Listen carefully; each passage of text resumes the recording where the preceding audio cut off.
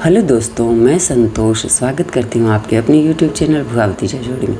आशा करती हूँ आप स्वस्थ होंगे, मस्त होंगे, जहाँ भी है अपने परिवार के साथ कुशल मंगल होंगे।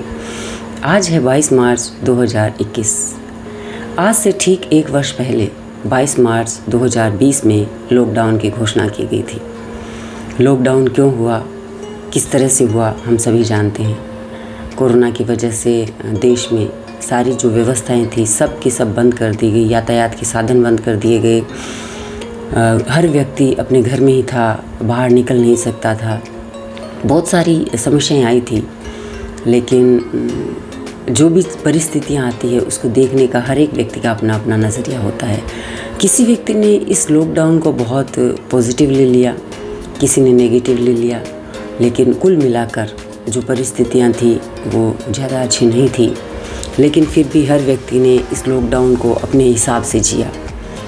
तो कुछ परिवार ऐसे थे जिन्हें खाने पीने की भी नहीं मिल रही थी चीज़ें, मेन ज़रूरत की जो चीज़ें, जो आम दहाड़ी मज़दूर था, जो दैनिक मजदूरी लाने वाला व्यक्ति था, उसका जीवन पूरी तरह से रुक चुका था, क्योंकि वो बाहर जा नहीं सकता था, मजदूरी कर नहीं सकता था, उसके पास जमा पूंजी भी नहीं थी। ऐसे में जो सरकार थी उसके द्वारा बहुत अच्छे प्रयास किए गए और खाने के किट बांटे गए, राशन के किट बांटे गए, और जो स्वयंसेवी संस्थाएं थी उनके द्वारा भी बहुत अच्छे प्रयास किए गए।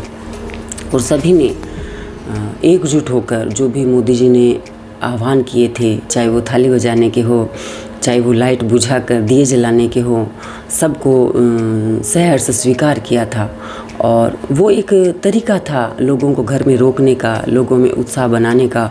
उस समय जो कोरोना का समय था उसमें लोग निराश ज़्यादा हो रहे थे, तो थोड़े समय बाद उनको मोटिवेट करने के लिए, उनको एक उत्साह उनके अंदर भरने के लिए ऐसे प्रयास सरकार द्वारा किए गए जो मेरे नज़र से उचित ही थे।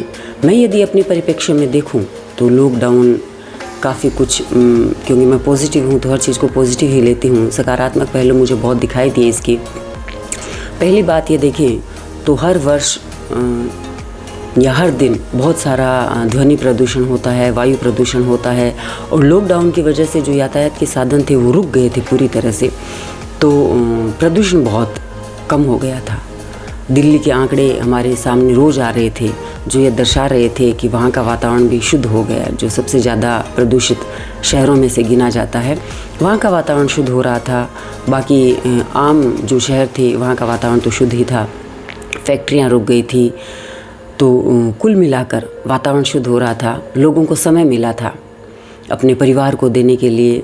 जैसे जो कामकाजी महिला और पुरुष होते हैं वो पूरे दिन अपने बच्चों से दूर अपने काम में बिज़ी रहते हैं और शाम को थके हारे अपना आराम करते हैं, अपने बच्चों को ज़्यादा, अपने परिवार को ज़्यादा समय नहीं दे पाते। लेकिन इस लॉकडाउन की वजह से हर व्यक्ति ने अपने परिवार को बहुत समय दिया, तो परस्पर सहयोग की भावना, प्रेम की भावना भी विकसित हुई। बहुत सारे गुण हैं या बातें हैं जो हम लॉकडाउन के पक्ष में बता सकते हैं। मेरे जीवन में भी ये जो लॉकडाउन था वो एक अच्छा पहलू लेकर आया कि बच्चियां दोनों बाहर थी, दिल्ली जैसे शहर में पढ़ रही थी, लेकिन जैसे ही लॉकडाउन की घोषणा हुई 21 तारीख को वो वापस यहाँ आ गई थी मेरे पास गांव में। और बेटा भी थोड़े दिनों बाद में, एक बार लॉकडाउन में तो वो फंस गया था, लेकिन जैसे ही लॉकडाउन में यातायात खुला वो तुरंत यहाँ आ गया था और फिर खूब इन्जॉय किया, खूब मस्ती की। क्योंकि जब अकेले होते हैं, बच्चे घर में नहीं होते हैं, तो एक सूनापन होता है, मन में एक कसक सी होती है, कमी सी महसूस होती है। लेकिन जब बच्चे आ गए थे तो वो लॉकडाउन मेरे लिए तो बहुत अच्छा था। उसकी कुछ यादगार पिक्चर्स हैं जो मैं आप लोगों के साथ आज शेयर करना चाहूँगी कि मैंने भी अपने लॉकडाउन को बहुत अच्छे से जिया, बहुत मस्ती की मैंने इस लॉकडाउन में। खूब नाचे, सुबह एक्सरसाइज करते थे, जॉगिंग करते थे, गाने गाते, नाचते, खूब अच्छा खाना बनाते बच्चे। दिन में मैं 4 बार खाना खाने लगी, जो अभी फ़िलहाल 2 वक्त ही खा पाती हूँ। तो वो सारी चीज़ें, मैं एक बच्ची बन गई थी लॉकडाउन में, और बच्चों के साथ बच्ची बनकर अच्छा लग रहा था। वो जीवन के जो 3-4 महीने थे बहुत अच्छे से बीते मेरे। तो यद्यपि बहुत सारे लोगों को परेशानी आई, उनके लिए मुझे दुख भी महसूस हुआ। और मेरे ग्राम पंचायत में मैंने सरपंच को, जो हमारे वार्ड पंच हैं, जो भामाशाह थे, उनको प्रेरित करके जो किट थे वो बंटवाए भी थे। मैंने अपनी तरफ से हर संभव कोशिश की थी। जो नरेगा लगी थी उसमें भी हमने 800-800, 900 लेबर लगाए थे प्रतिदिन के। तो ये भी एक अच्छा प्रयास था सरकार द्वारा या ग्राम पंचायत द्वारा कि जो प्रवासी मज़दूर बाहर से अपने गांव आ चुके थे उन्हें हमने रोज़गार के अवसर उपलब्ध करवाए। तो वो सारी चीज़ें मैं आपके साथ शेयर कर रही हूँ, बांट रही हूँ आज, क्योंकि पूरा 1 साल हो गया है। तो वो चीज़ें मुझे याद आ रही थी आज। तो चलो देखें मैंने लॉकडाउन में क्या किया, हमारे पूरे परिवार ने लॉकडाउन में क्या किया। यदि आपको ये वीडियो पसंद आए, आपकी भी यादें कुछ ताज़ा हो गई है, तो लाइक करें, शेयर करें, कमेंट करें, सब्सक्राइब ज़रूर करें। आपके द्वारा किया गया कमेंट, आपके द्वारा किया गया एक लाइक हमारा मोटिवेशन बढ़ाता है और मैं कुछ अच्छा करने का प्रयास करती हूँ। मेरा उद्देश्य यूट्यूब से कमाई करना बिल्कुल नहीं है। मुझे फ़ोटोग्राफी का शौक़ है और इस शौक़ को बरकरार रखने के लिए, कायम रखने के लिए मैं ये वीडियोस बनाती हूँ, जो मैं अपने आसपास के वातावरण को लेकर, अपने गांव को लेकर, या जो महिलाएं हैं, महिला सशक्तिकरण को लेकर, या मेरे जीवन को लेकर मैं बनाना चाहती हूँ, आप सबको बताना चाहती हूँ। पसंद आए तो सब्सक्राइब, कमेंट ज़रूर करें। धन्यवाद।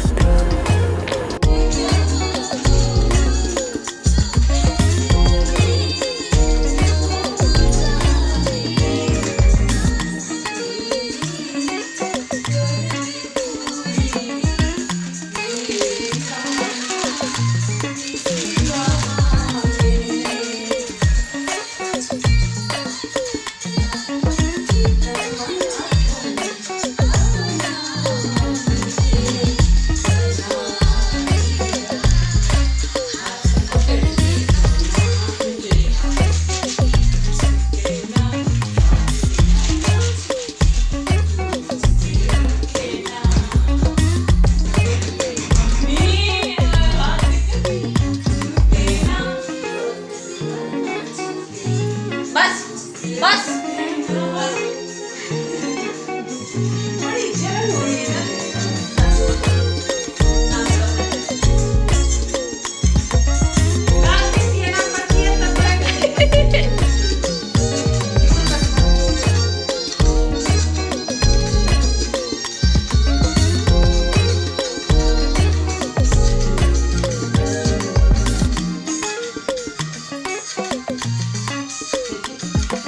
घुमा लियो सो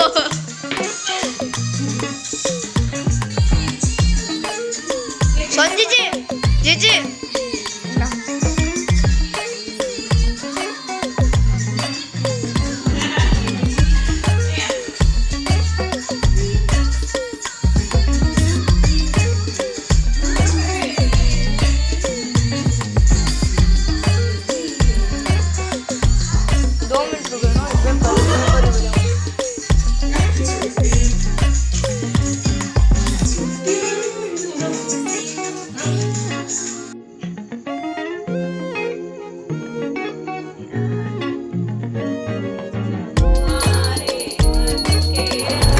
पीरियड के दौरान टिड्डियों ने भी आक्रमण किया और मैंने अपने जीवन में पहली बार टिड्डियाँ देखी थी। ये देखें आप भी, अरबों खरबों की संख्या में, असंख्य संख्या में टिड्डियाँ आई थी और उनको देखना एक अलग ही अद्भुत रोमांचक दृश्य था मेरे लिए। यानी पूरा आसमान टिड्डियों से भर जाता था। वो एक बार नहीं, करीब 2-3 बार हमारे घर और गांव के ऊपर से निकली और इतने बड़े झुंड में हुआ करती थी कि उनको देखना अपने आप में मतलब एक अनोखा अनुभव था, रोमांचकारी अनुभव था। तो ये भी एक आपदा थी जो समय के साथ निकल गई और किसान ठीक हो गए।